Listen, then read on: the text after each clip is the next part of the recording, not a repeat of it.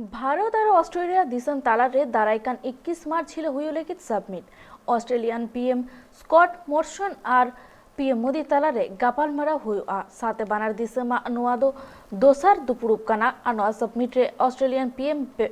पर और इन्वेस्टमेंट बाबत तेकिन गापालमारावा और साथे दिसम रेना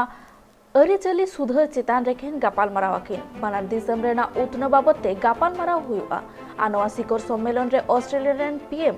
स्कॉट